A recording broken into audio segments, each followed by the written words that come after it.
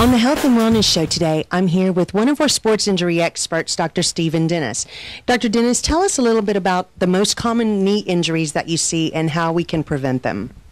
One of the most common injuries that we see in runners is actually called runner's knee, and the medical term for that is patellofemoral syndrome. Is there any way to prevent these knee injuries? Well, certainly proper conditioning.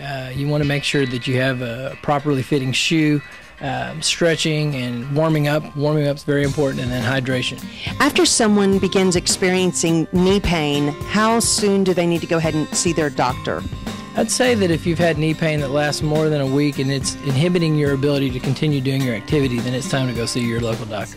You can see both of these injuries in athletes and non-athletes.